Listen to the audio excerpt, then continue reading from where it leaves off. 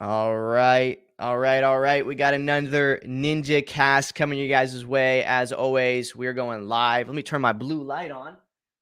Got to have the blue light in the back. Kind of last second, had to reset StreamYard here. So hopefully we can get it rocking and rolling.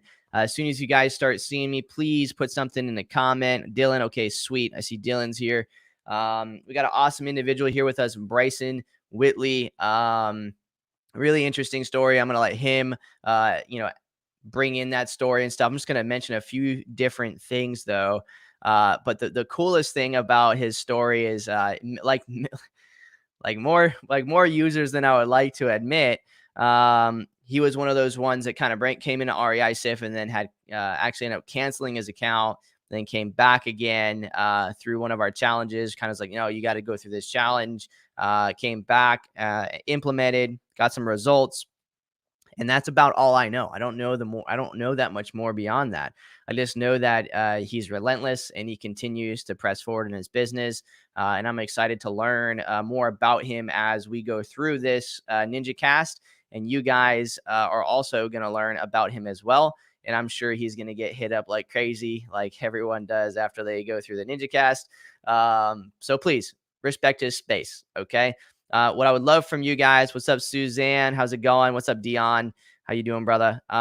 Please go ahead and share this, whatever platform you're on right now. If you're on Facebook, share this out to other Facebook groups. I'm going to do the same as he's introducing himself. I'm going to get this thing over into some of my pages.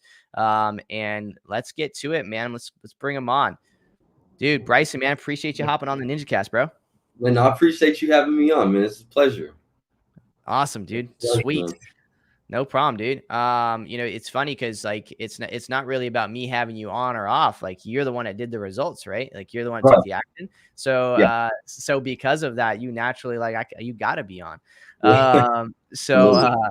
so what I would love to do, man, is go ahead and introduce yourself, man. Let people know where you're at. Let people know how long you've been doing the real estate game. Let people know kind of what you focus on in real estate. Let's hear the story of you in wholesaling or whatever you do Okay. primarily.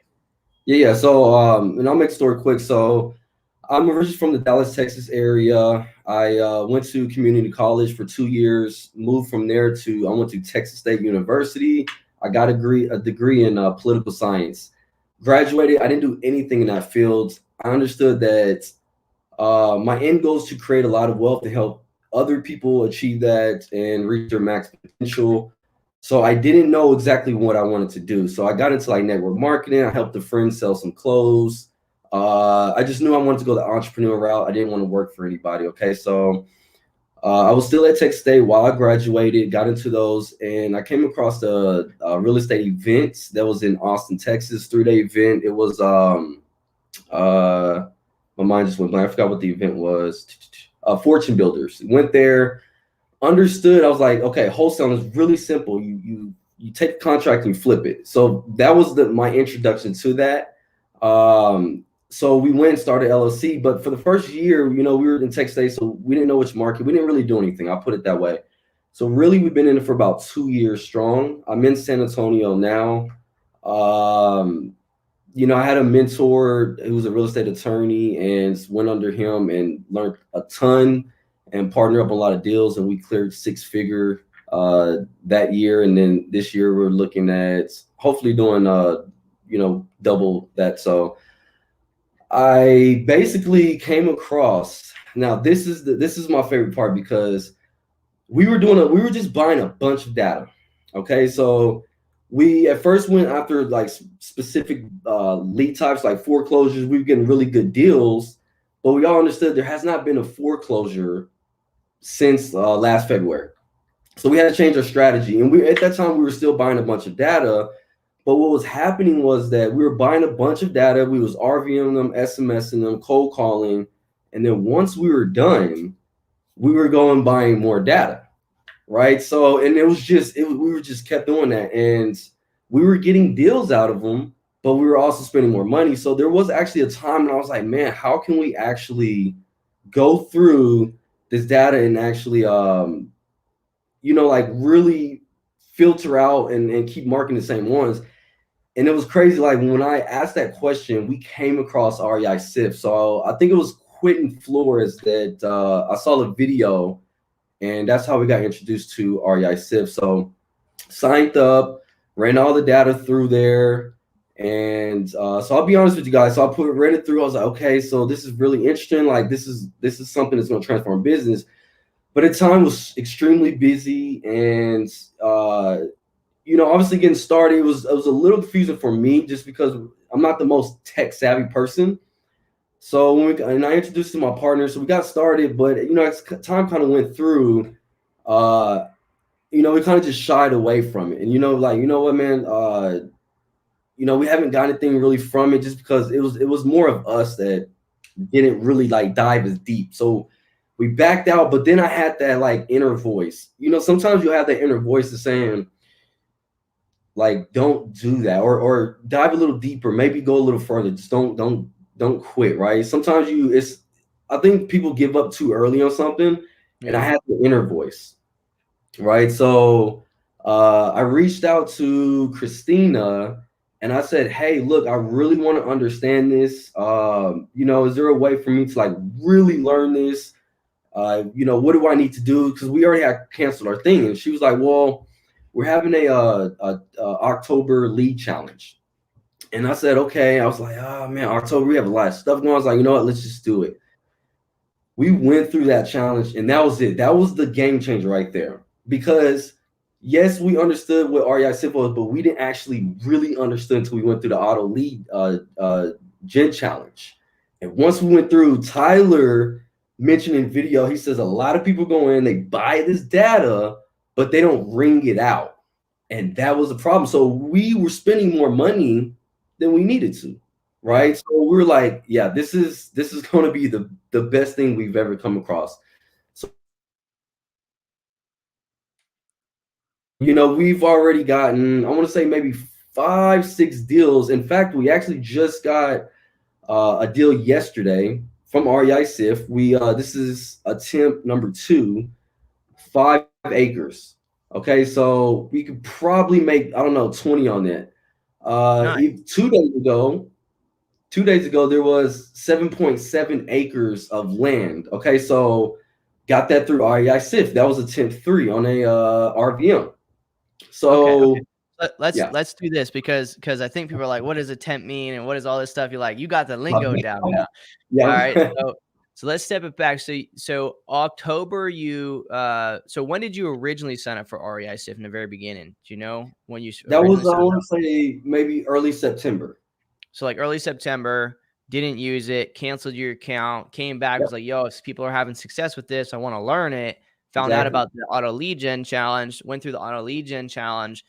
Now explain to me kind of like, how did you end up structuring your business? Because ultimately what we really want to do in the Ninja Cast is we want to understand what was the difference between your business before and then what was the difference after. Like, what are the actual things that you implemented? So like, what kind of data do you have in your company right now? What do you pull? Yep. Where do you pull it from?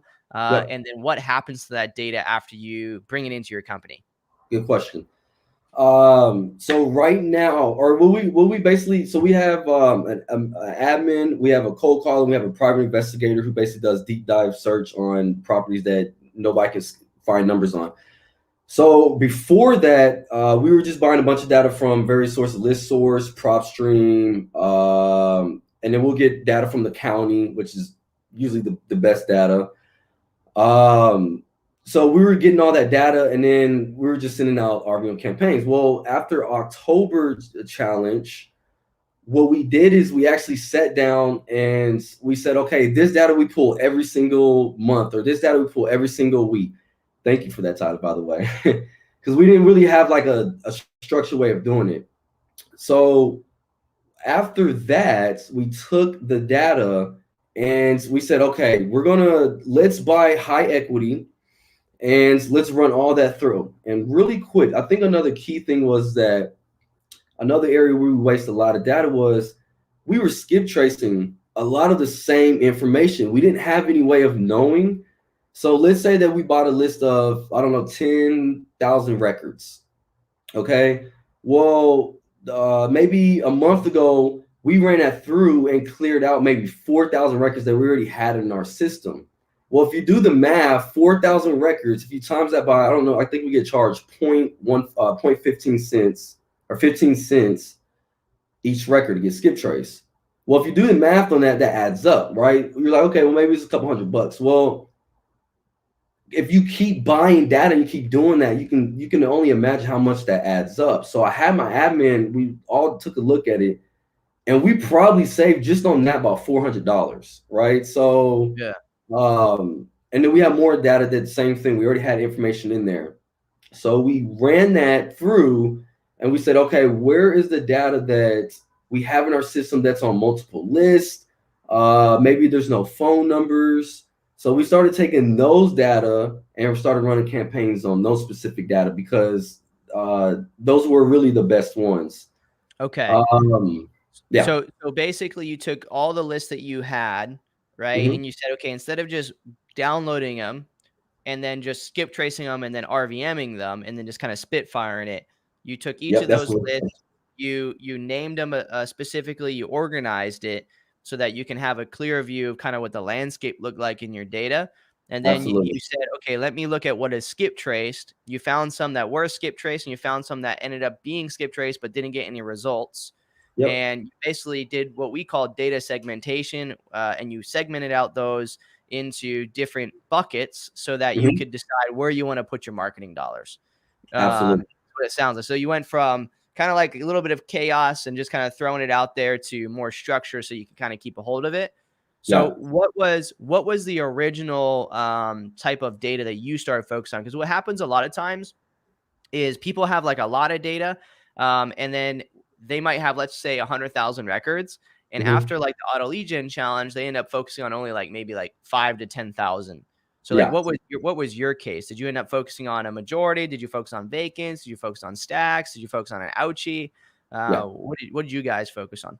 Yeah, good question. So we started focusing more on it was tax delinquents, it was probates, tired landlords, and uh, basically stacking the data on those. Okay. So you kind of did like a niche stack on specific types of data. Yep. Okay. So then now, what kind of market did you still do RVMs, or did you switch up your marketing strategy at all, and what kind of outbound approach you did? Yeah, no, so we still did the same marketing. It was just that it was more targeted and we Gotcha. narrowed down. Yeah, yeah. So it Okay. was more niched, and at first So, it was just like a shotgun approach. so are you still only using RVM as your primary tactic right now? No, RVM, cold call, and SMS. And we do Okay. bandit sign stuff like that too, but for Okay. our So else. are you doing any sequential marketing? Like do you have a system where you're flowing through? Are you hitting all those at once, or do you do RVMs first and then cold calling, or how do you handling that? Good question. So typically we SMS first, and then after we SMS a few times, maybe 3 times, then we'll move that to the RVM. Before we weren't taking the landlines and running those through the cold calls. Now we do that. Okay, Okay. so because REISift helped us. First, we just uploaded all the data and we were just RVM, but SMS and all that, it only goes to mobile, right? So we were missing the ones with the landline. So we extract that and ran those to the cold call. But yeah, we SMS, RVM, and then we ring that out and send it to the cold call. Okay, got you. So you have a process behind that. Okay, cool. Yeah. So then, after the Auto Legion challenge, and you kicked up your guys' first campaign, in our notes here, I see say things really click. Sign back for RSF. Lock down 2 deals in 2 weeks by remarketing to existing data. So can you Yeah. run me through? Or can you run me through like what was the existing data? Was it the data basically you didn't buy anything more? What did you had you already been through that data once or twice and then you like just refiltered and focused more on it, or like how did you end up pulling out? Because this is a big thing a lot of people have. Like some people think that when they start with REISift in general, they have to get all new data because they've already marketed to their old data. But that's not the case, because Right. the properties are the properties. The properties don't just disappear, right? Right. So explain that for people on how important it is to make sure that if you had data from 2 years ago, it's still valid. Because you could Man, upload it to REISift and some of that shit could be vacant right now. So man. can you run through that and give some advice for people? Yeah, absolutely. So we had I remember this too. So we had a list, but it was tax delinquents. It was dated back in April. Okay, so we had that. We hit it one time. We hit it one time in April. Okay, then in September when we got REISift, we uploaded that data. Well, after the lead challenge, I went back to my partner. I said, "Hey, we're not going to buy data for maybe a month because we need to focus on going back to the existing data that we have." So we went back to the tax delinquents that we already had in our system.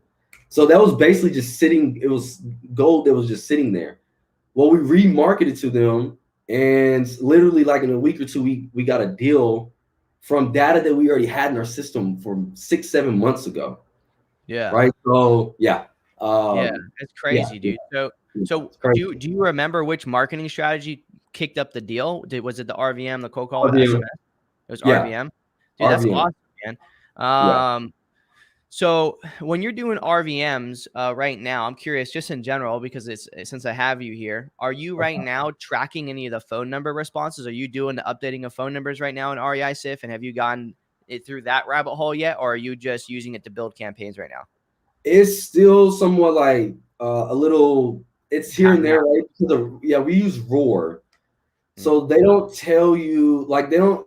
The only thing they tell you is like the phone number. It doesn't tell you like which property.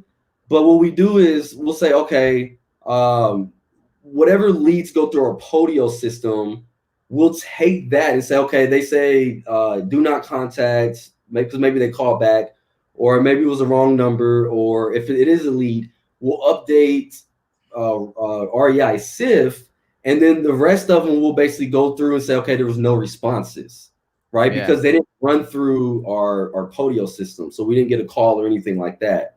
Yeah. So we go and tag those as no responses, Got you. So here right? soon, just because you're on here and there might be a bunch of other users here that are using Roar. Um, some people want to do this and some people don't, but by the end of this week, our integration with REI Rail will be finished. So with REI Rail, it does have the RVM stuff, which is really effective, a little bit more expensive than Roar, but when you talk about opportunity costs and what you might be missing and how much you might be spending, what you'll be able to do is when someone comes inbound, if it's the wrong phone number, you can Mm-hmm. tag it as wrong phone number and it'll automatically update REISIF. You can use Zapier for that right now if you had Yeah. REI Rail.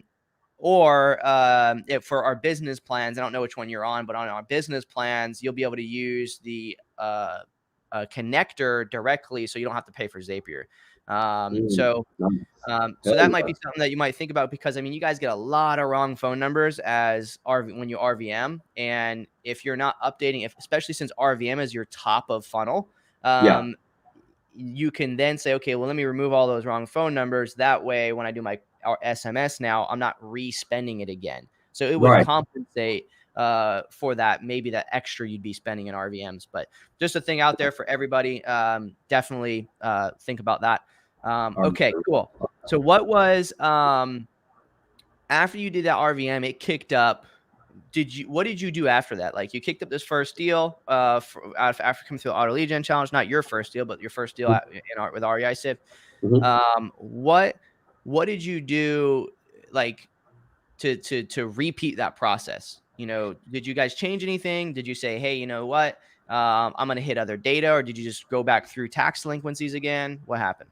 We went back through all of our. So I told my partner, I was like, look, this REI SIF is like everything is going to be everything to our business, because I was like, we don't need to buy any more data.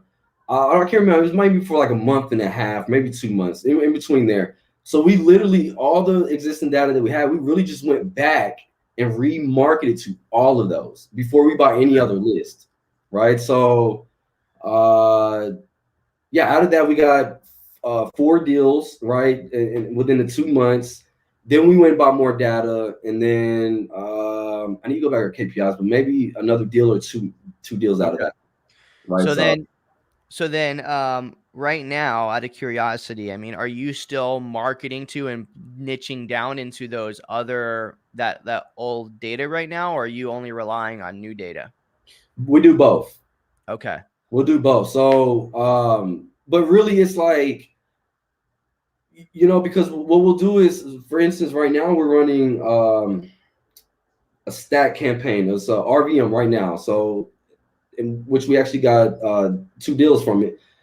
So it's stacked data right now. So we went by seniors, I believe it was in December. Okay, it was a new list, but we also had existing seniors. So we were like, okay, we already had attempt 1 on the seniors, so we took those, made it attempt 2 plus the new data, and then obviously we did a stack campaign. So we know there's seniors, probably I know like tax delinquents and some other ones mixed. So Okay. uh, So hopefully so that. so you're basically, yeah, you're still basically doing the thing where you're just grabbing a niche core amount of that and then just marketing back to it. You're just combining the old stuff with the new stuff. After you market through the old stuff a certain amount of times, you then move it to SMS or move it to cold calling to hit through them that way.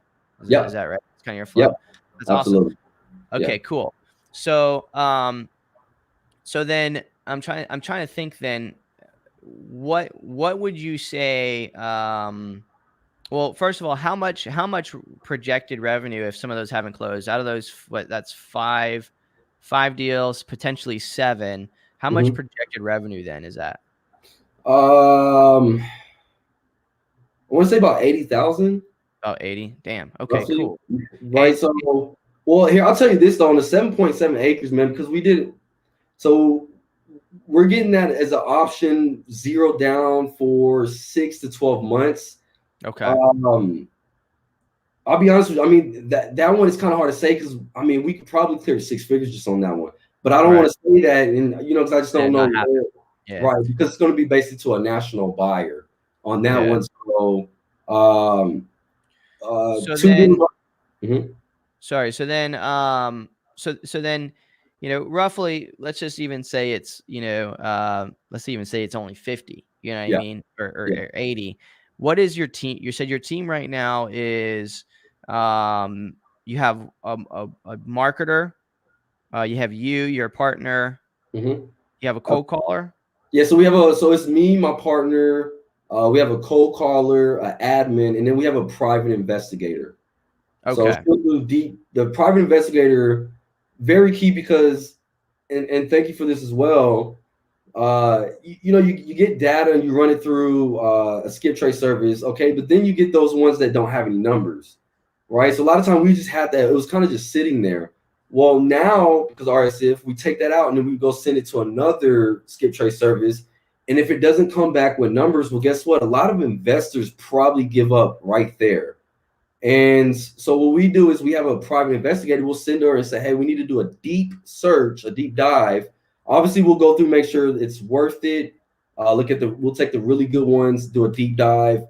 And I mean, she's like, yeah, she's awesome. She finds all the information we need. And those tend to be the best ones. So Okay. So what I'm going to do real quick is I'm just going to show people what you're talking about. I think it'd really help out for people. So I'm just going to share my screen real quick, awesome.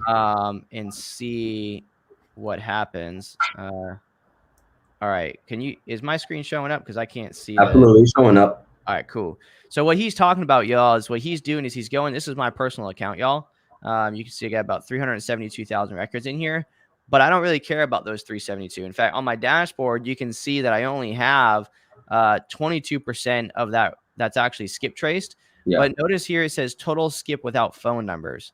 There's 2,542, and that doesn't mean it's our skip trace in REISift. It could be skip trace from anywhere. We'll still track it. But what he's saying is that what he's doing is he's taking data, and let's say he's doing tax delinquent, because he said it earlier, some tax delinquent. He also said some high, like some like high equity. So I'll do like tax delinquent, free and clear. And then Mhm. he's saying he's looking for this stuff that has no phone numbers, but it has been skip traced. So skip trace, Yeah. yes. Numbers, no. And I can apply that and see, I have 27 records here that are on multiple lists, some of these here, and they were skip tracing a location, but I don't have any phone numbers back from them.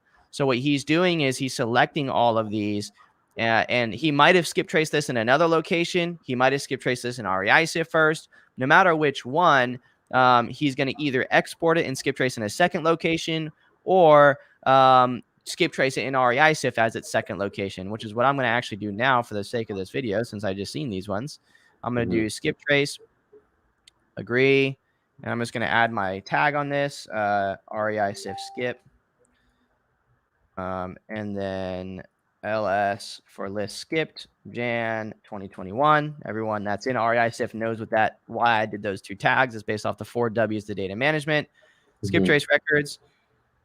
And then that'll go to my page here. But notice also, and this is something if you haven't really noticed, you probably have, but notice how this one was skip traced 93 days ago. This one was 5 days ago already. This was 93 days ago, 93 days ago, 93 days ago. So a lot of this data was skip traced more than 3 months ago. So it's a really high chance, no matter whether it was wherever it was skip trace, actually is going to get results now, because most skip trace providers update their data quarterly. That's not including there could be incomplete data here, like this one. Yep. Right. So that's what he's doing. And then after he does that, right, he's going to, and we'll check here, 27 still. So I'm either going to get results here or I'm not. Let's check activity, skip trace. So it's processing right now. Looks like there's a duplicate owner in there for those records. But nevertheless, that's what he's doing, y'all. He's checking that, and then he's only marketing to those individuals. He's using his deep prospector to find phone numbers, but be it through True People Search or whatever, to find those individuals who can't be found. And there's definitely gold in that. So yep, absolutely. Yes, sir. So and Tyler, there was something that you mentioned, because you're like, you can have all this data, right, but you want to really focus on the ones that are really good. Maybe because there was one side, SMS, RVM, cold call, right? But then maybe you get no responses and stuff. Maybe it have no numbers. So then it goes to the other side where you door knock or direct mail. Yeah. Well, I think that was brilliant because those are ones that are missed. And we've run into a situation where we know other people that locked up deals that we had in our system. And that pisses us off, right? Because it's like, well, shit, we missed it. Where did we, was it because maybe we kept marketing to them, but we didn't get any response, but we didn't go on door knock. So sometimes, it's like all it takes is for you to know and go on door knock to get a deal, right? Yeah. So if you want to touch on that, I thought that was, that's insight right there. Yeah. So what you're talking about, I always say in marketing, I'm like, it's not about who you are reaching, it's about who you're not. Because the people who you're not reaching, what ends up happening is exactly what you say. You end up on a buyer's list, and then that property ends up coming through your email, and you're like, shit, what happened, man? Yeah. Why did he get the deal and I didn't?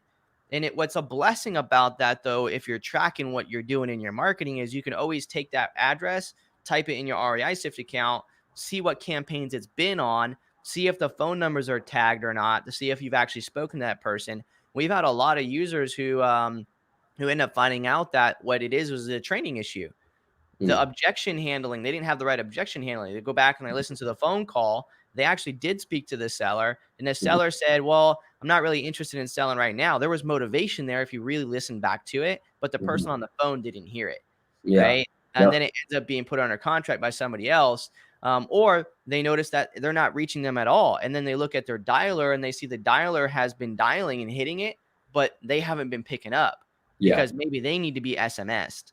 Right. So if we focus on making sure we're watching that, and we're always filtering our data at the end of every single campaign to figure out what's exhausted records and what's not, it gives us the capability to be able to pick up, even if you did that and got one more extra deal a year, it'd be worth it. Right. But in all reality, it's going to end up making way more than just one deal a year. You're going to be getting 1 to 2 extra deals a month, if not more. Right. In addition to that, you're going to be saving a shit ton of money. So it is pretty crazy, man. There's a right way to do this whole marketing game, and there's a wrong way. And the majority of what people see is the wrong way, 100%. Yeah, that's what we were doing. So just like you said about scaling too, is you want to try and scale without actually having to go and spend more money, and that's where REISift is like. It's like the hub of our business, because we were spending way more money than needed to in order to get deals. So it's like, well, you don't need to do that. It's like, look at the existing data that you have and then really utilize that and ring it out, get deals out of that. So I do want to say this, man, anybody that's just signing up, because I saw this too, anybody that's just signing up and then turn around and leaving, shame on you. Okay, because if you do not go through with this system, I'm telling you now, you're going to lose out to the people that is right, and that's just the way it is, because this is going to help you literally like targeting or focusing on the key data that you need in order to get deals. So if you're doing that, man, shame on you. Yeah, man, it's crazy. I always tell people, it's like, REISift is a process. People think it's a data stacker. That's not what it is. It's a process, right? It's a Process, yeah. system that is made for you guys to get an intake data and rotate it through your marketing, update that data real time, understand who you're reaching, who you're not reaching. In fact, a lot of people use it as a micro CRM now because you can change statuses of records. They're Yeah, building playbooks off of that. Like, hey, let me filter and assign these like 15 properties to a PI or a deep prospector, let them go through and find all that information. And then once they're done, that PI or prospector sends it back and assigns it to a caller. The caller calls through everything, tries to generate leads. And then as they're doing that and they're generating leads, they're assigning it to an acquisitions person to make an offer and updating the status as a lead. It like there's a system, right, yeah, to understanding it. So I definitely agree with you.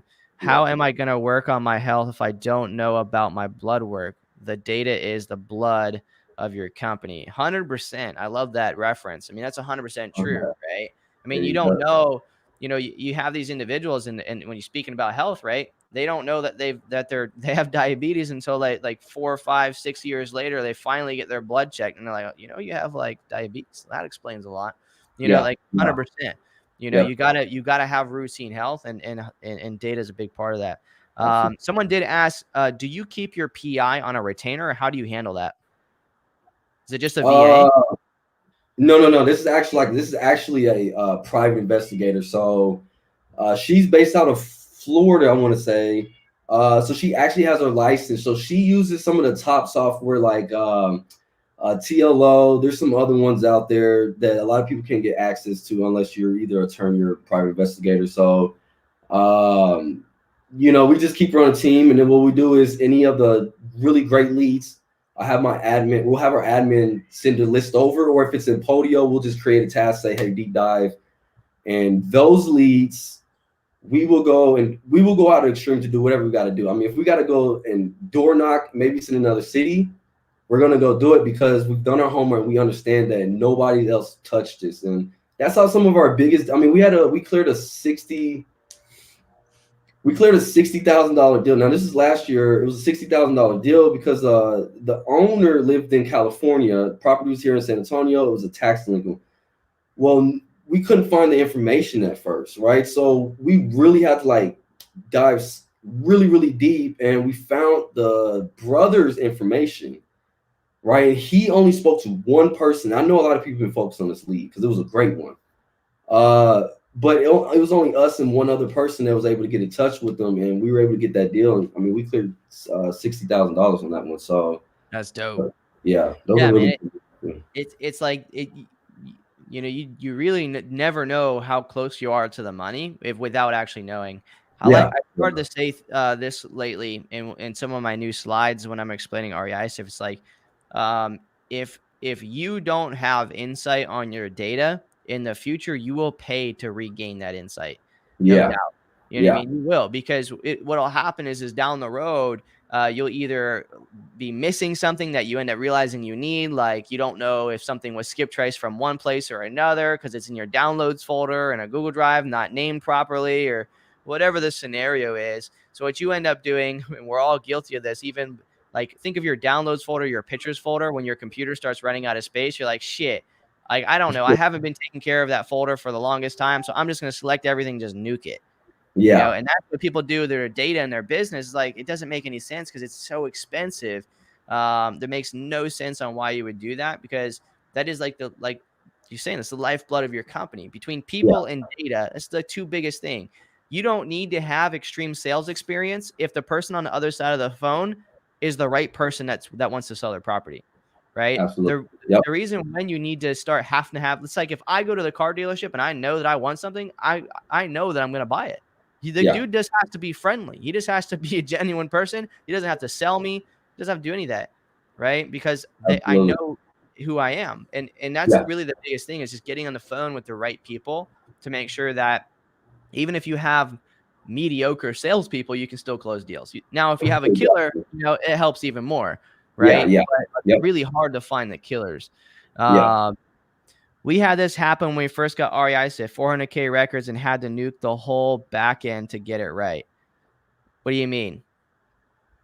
Are you talking about, like you started with REISift and then you weren't doing things properly, so you end up having to nuke everything and start all over again? Is that what you're saying? And whoever this is, how many times? Oh, here's somebody. How many times do you contact owners before you move on to new lists? Um, you mean how many times do you attempt to contact owners before you move on to a new list? Realistically, you should the data doesn't expire, so you're just always going to market the same person. The strategy changes, but you got to Mm-hmm. know when it's time to have that pivotal move. Um, Yeah. but I mean, how many times do you guys cycle through before you do something different?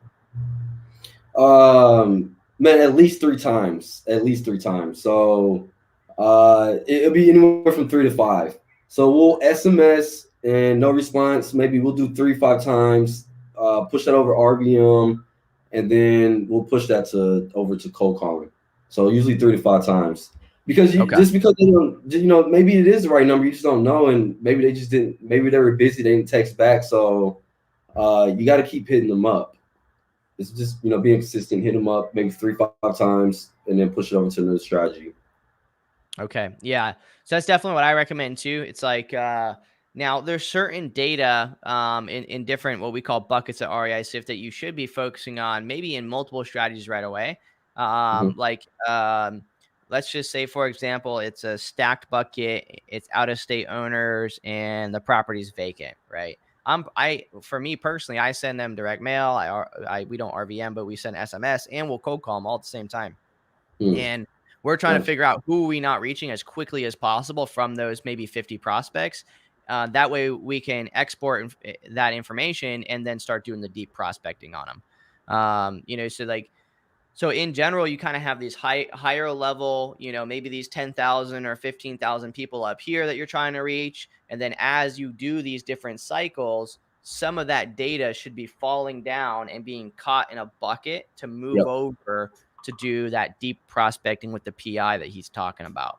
Yeah. Right. And that is like the ultimate way. And you could do this at scale. We always say more with less than more, more, more. If you get the solid foundation proper and you understand that concept, you can scale as big of a company as you want. You want to have 50 employees and do that, right? Mm, But you can make just as much revenue with only 4 people, mhm. right? A solid team that's focusing on the right individuals, doing the right processes, and be killing it while everyone else is stressed about overhead. You're sitting here with maybe less than $1,000 a month budget, Yeah. and still closing multiple six figures a year, if not more. And your net profit is like 60 to 80% compared to only like 18 to 37. Yeah. Um, so Yep. with that being said, what is kind of like, do you remember what kind of monthly budget you had be previous when you were just hitting a bunch of RVMs, and kind of what you're doing now to give people an idea of, you said you'd done about 80,000 or so. It could potentially be have a six-figure deal on your hand, but maybe it ends up even being only even 25,000 be Right. would be great, right? Yeah. But what kind of monthly budget do you have right now? And when it comes to, now this doesn't include you and your partner's salary, but for the Right. team members you have and for your skip tracing every month, data, what are you spending a month right now? Yeah. Yeah. So for our two VAs, roughly for a month, about $1,200. And then on marketing, you typically maybe anywhere from like 3 to 5, right? So obviously RVM and SMS is really inexpensive. And then we buy bandit signs. Bandit signs work really well, at least here. So San Antonio. So I'll say typically about 3 to 5 thousand on just the marketing. 3 to 5,000 on marketing. So Yeah. then, in about how many people are you marketing to a month? Do you know that off the top of your head right now? Uh, Man. So right now we're marketing to maybe about 20,000 records. About 20,000 records. Okay, 20,000 so records per now. and that would be through RVM, cold call, SMS. That's paying. Is that paying your caller and buying bandit signs as well? Yeah. So so for our cold caller and our admin, we pay $1,200, right? So our cold caller is involved in that, and then the marketing itself, which is I want to say it's probably more closer to $5,000. That includes like if we buy new data, getting a skip traced, and then plus the RVM and SMS because those platforms Yeah. cost. Yeah. Okay. And it signs. Man, everyone in San Antonio that's a ninja is killing it. I'm next. You got it, Dylan. I believe in you, bro. Don't step on Bryson, man. You step on your face. I'm just kidding.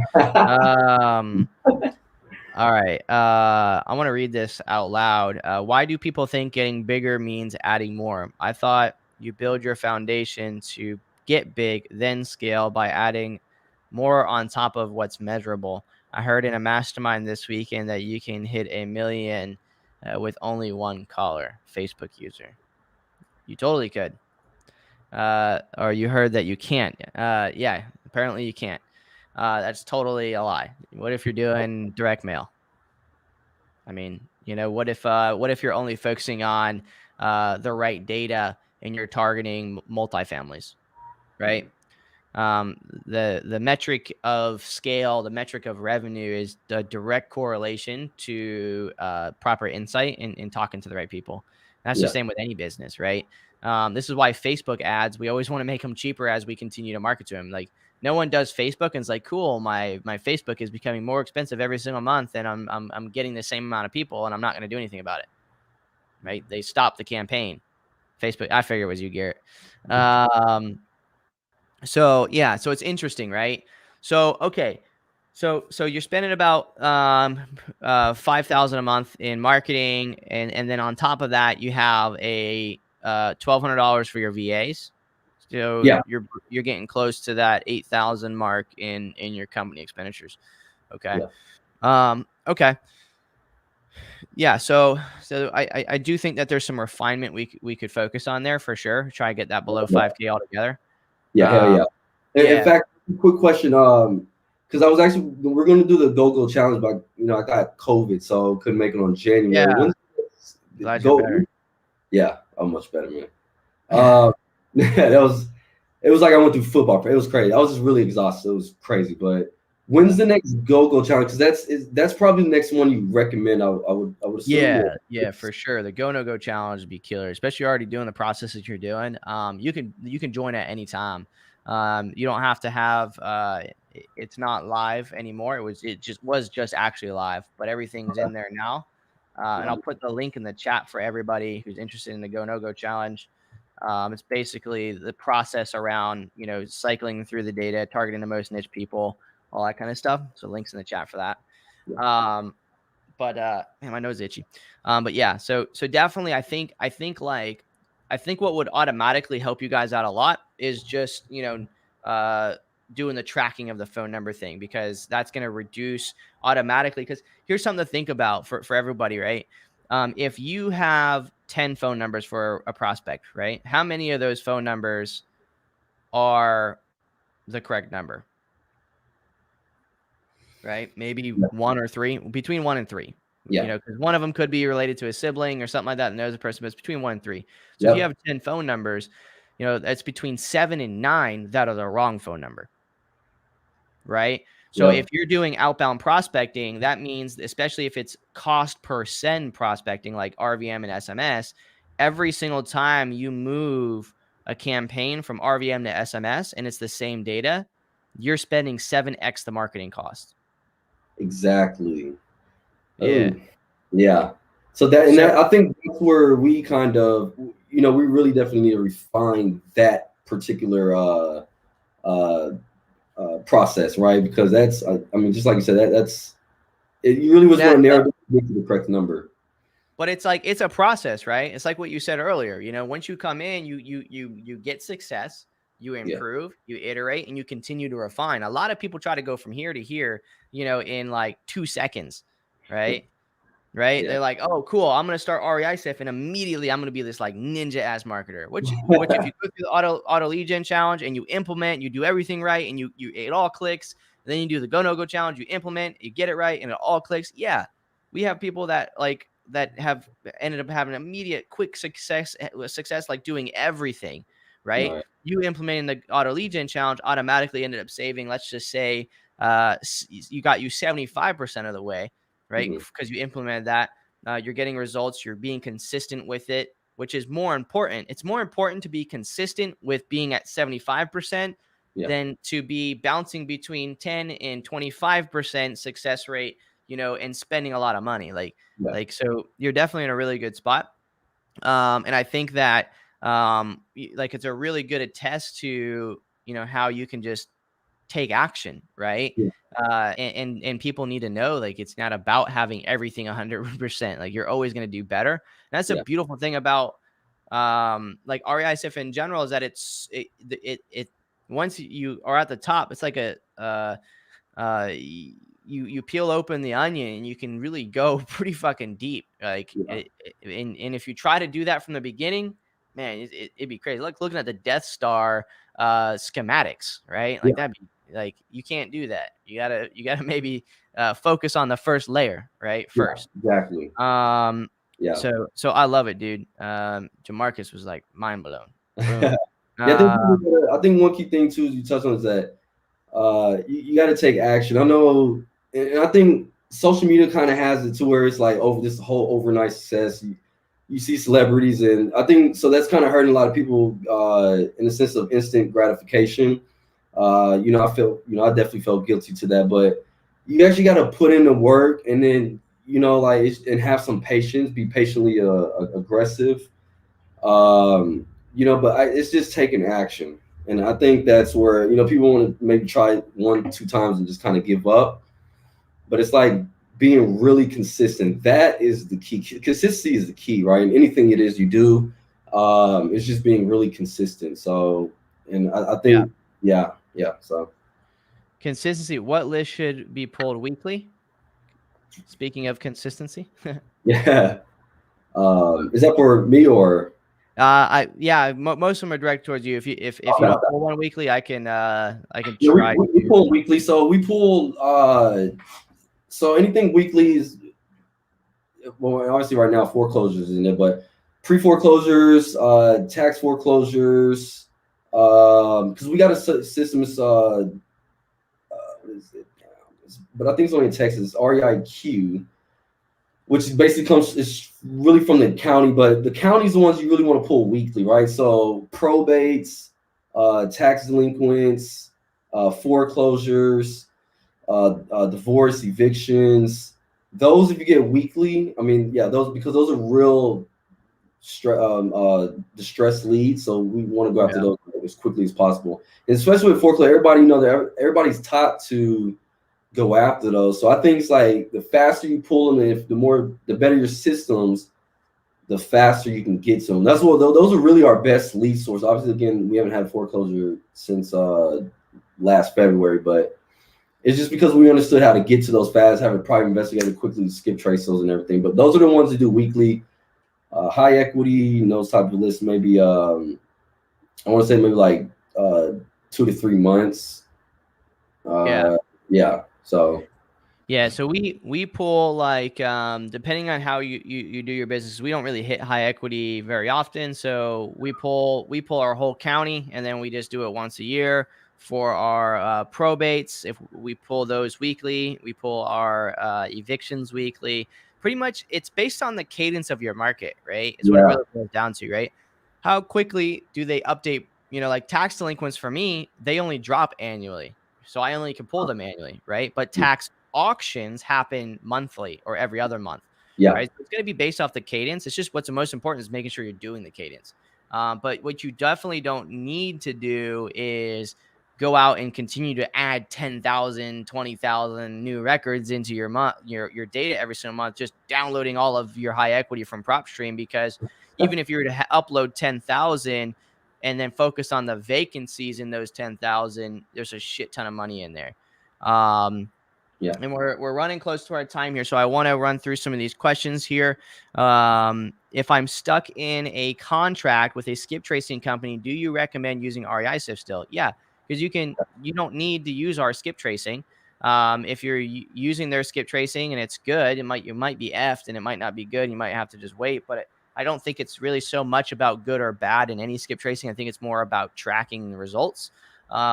Because I believe in using multiple sources of skip tracing. Yeah. Yeah, definitely you got to get your data uploaded to REISift first, because there's clean data and there's incomplete data. You only want to skip trace clean data. Yeah. You have a provider that does that. Okay, you have IDI, so that's fine. Skip trace it at IDI. Bring that data back, upload it to REISift, and then make sure you say that it's skip traced. And then in REISift, what's going to happen is you're going to be able to filter by skip traced, yes, numbers, no, and you're going to find all the records that aren't there. Although REISift skip tracing, I've been having good results. Awesome. It's like, we're not going to be, have 100% contact rate, and no, neither is anybody else, right? But for the convenience of being able to skip trace it pretty quickly in one place, one of the other benefits to our skip tracing is that if one owner owns 15 properties, we only skip trace it once. And it doesn't matter if you've even tried to skip trace the other 14 properties or not, because we pair the owner with the properties. And then you can find cool things like this. I'll just show you guys really quick, because we have users doing this right now, getting massive results. So I'm going to share with you guys. If you have some data, right, and you filter down, let's say we focus on records on 2 or more lists, and it's a vacant property. So we're just going to go down to like a kind of a niche list. I'm just going to click on the name. You see this one's opted out, it says. I'm going to click on the name, and I'm going to look at the owner, and notice how this owner actually owns more than one property, right? So if I were to skip trace this owner, it would only cost me one skip trace result, rather than, in fact, I already know that this person actually has 154 properties in my account, just because I know the name. However, if I skip trace it, it only skip trace it once, not 154 times. In addition to that, what's really cool is because we marry phone numbers to the owner and not every individual property, if I click on any of these properties, notice how this is still tagged as a wrong phone number. So if I click on any of these properties, that will still be a wrong phone number. So you're able to call through, update this person, and as you call through and you build your new campaigns, you're actually reducing your marketing spend by 154 properties every single time you contact somebody. It's becoming more refined for all of those attempts, which is huge, right? Because it's all about trying to save money over time and doing the right things multiple times. Yeah, here's this person. Actually, this person owns 3 properties. They're an out-of-state owner. Actually, I'm going to tag this owner because that's actually a really good area. So what I'm going to do is I'm going to take this. Oh, it's already assigned to Karen May for deep prospecting. Look at that. Perfect. So that's just an example of ways that you can kind of make sure that you're making things better. And of course, I had that up, so you guys might not have been able to see all that, but all right, let's read more of these. This is a long-term business, hands down. Took us 14 months to close our first deal with no process. REISift has given us such a different outlook on our business and marketing. I appreciate that, brother. Yeah. Tax delinquency is weekly. I thought it came out annually here in San Antonio. No, tax foreclosures weekly are really shit daily. I mean, because sometimes they'll put it out like maybe daily. So tax delinquents, it's not annually though. In San Antonio, it's twice. So it's around April and then around October. I know that for a fact because my mentor is a real estate attorney and investor. I mean, yeah, we got a lot of insight on that. So it's biannually, San Antonio. There you go. Hey, Bryson, where do you pull tax auction data in San Antonio, and when does tax auctions happen? I think you just basically answered that. Yeah, every month tax auction happen. What's the website? Things like tax sales or LG S or something like that. But we do it through REI Q, just because like they get it really like every day and they send us the leads, right? So I forget, but type in tax sales in Texas, and then you should see a website that's tax sales or something. Cool. What's going on, fam? I don't know. What's going on with you, Facebook user? I found one guy in my REISift that owns over 50 properties. Skipped one of them and all 50 got numbers. I love it. 100%, bro. You just Yeah. saved 49x. Yeah. All about the micro, bro. Turns into Yeah. a macro. Tax auction is first Tuesday of every month. There you go.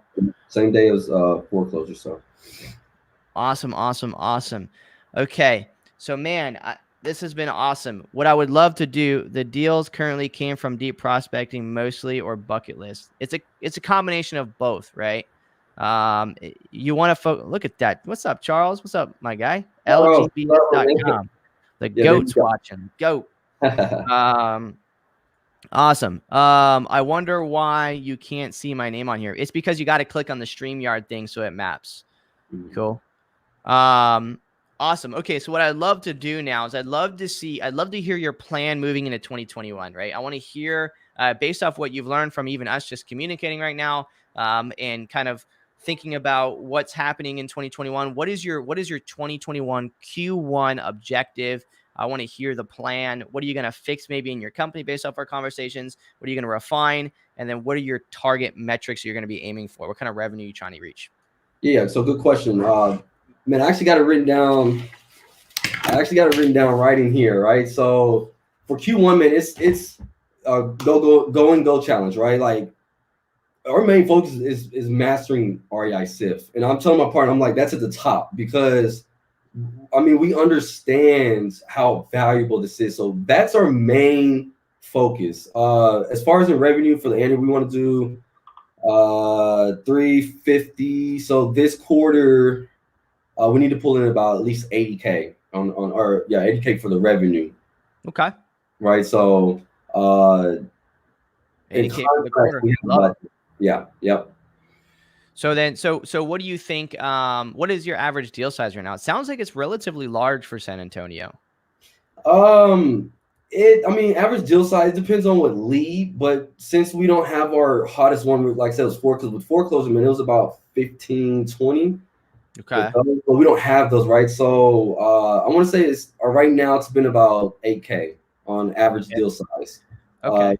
But so this past more. So talking basically looking to close 10 deals right now in the quarter, which is fantastic. And then what is right now about how, after you put something on a contract, about how many contracts is it taking to get a closing for you guys right now? Man, so we're about, what was it, 65? What was the last time I looked at it? It was quarter four. 65 to 70% that were closed out of those. So, yeah. So if we get 10 deals, typically we'll close about 6 to 7 of those. Okay. So we're gonna need about 15 to 18 contracts to execute on that.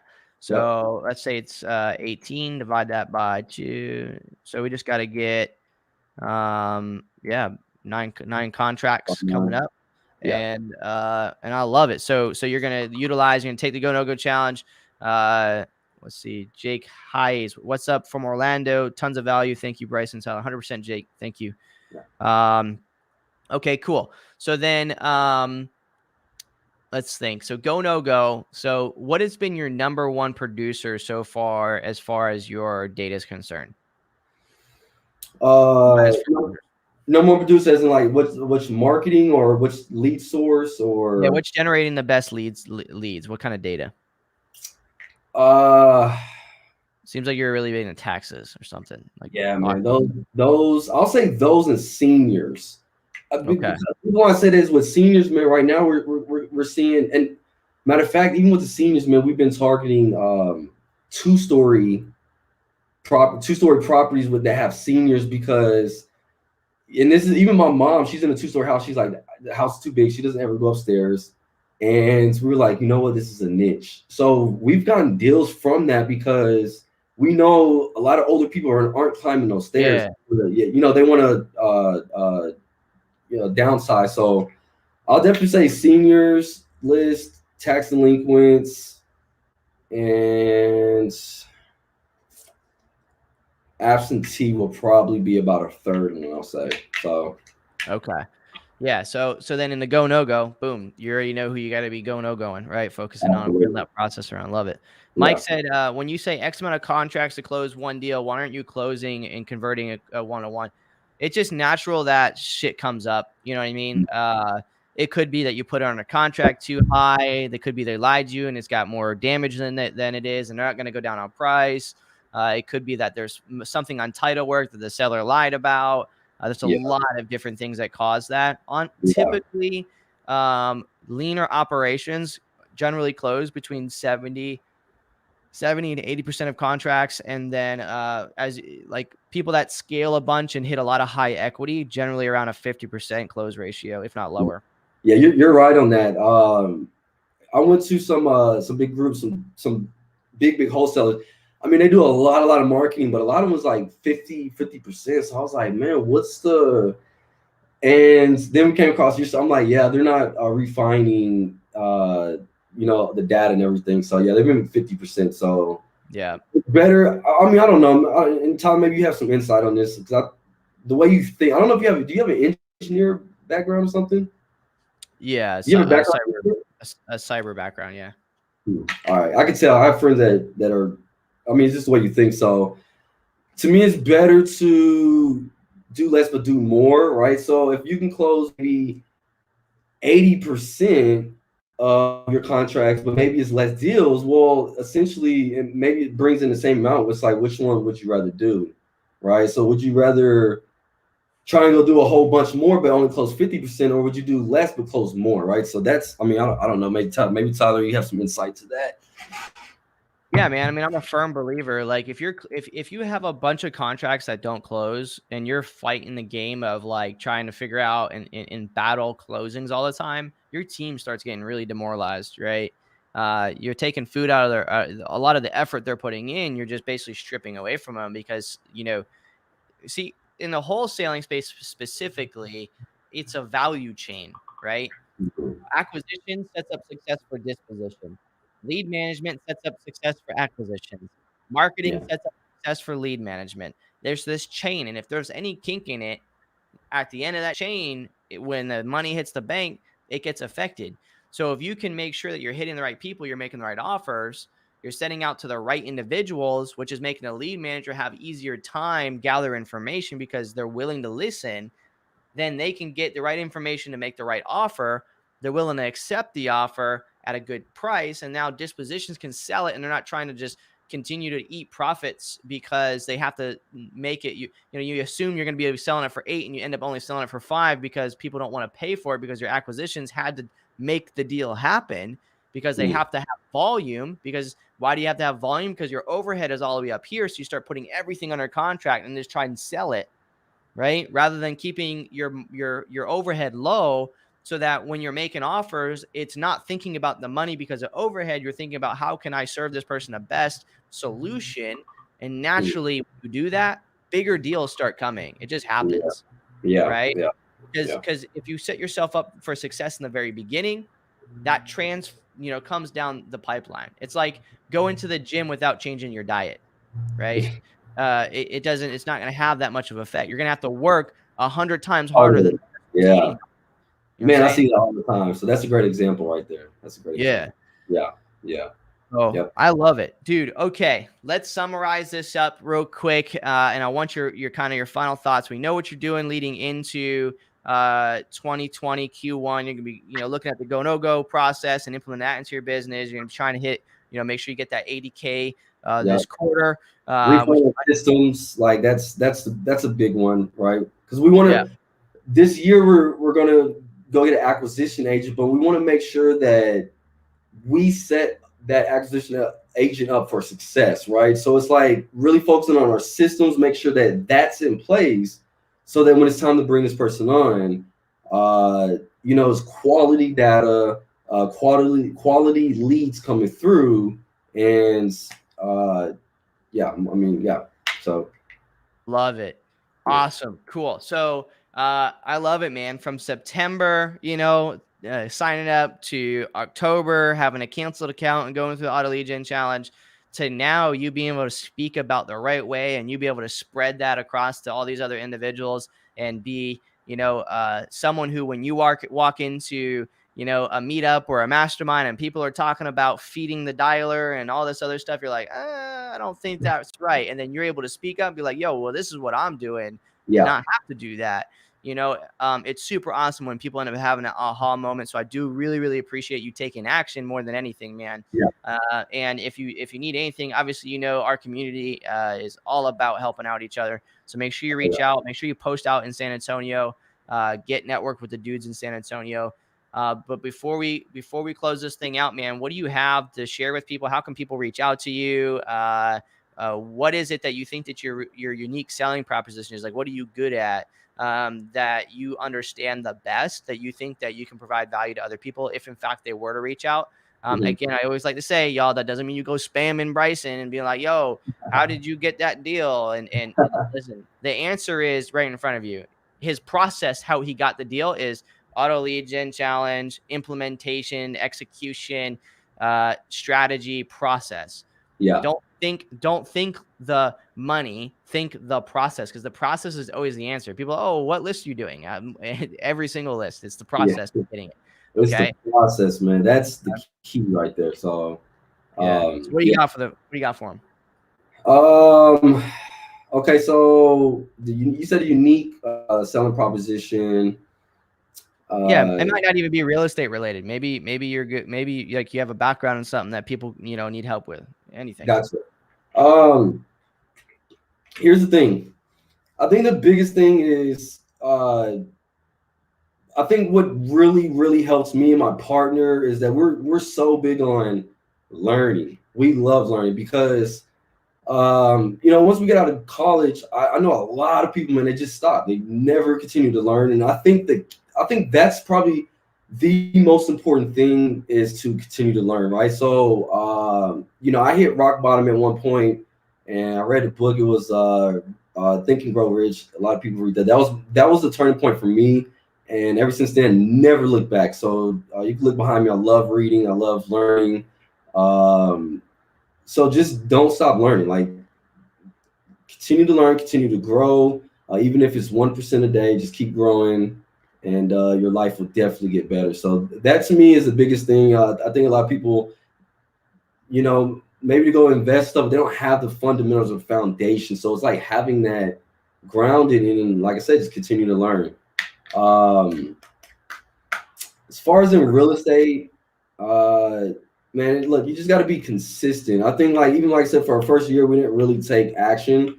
So many people, and again, we were guilty of this, or maybe you're over learning, right? You got to get started at some point, right? So you got to say, okay, let me just take some action, learn, but then go take action, implement, get feedback from that, and take that feedback, refine it, and so learn, action, learn, action, learn, action. That's kind of where I guess that's what helped us. And so I know a lot of people that kind of get stuck in the learning phase and don't ever get started. So don't be that person.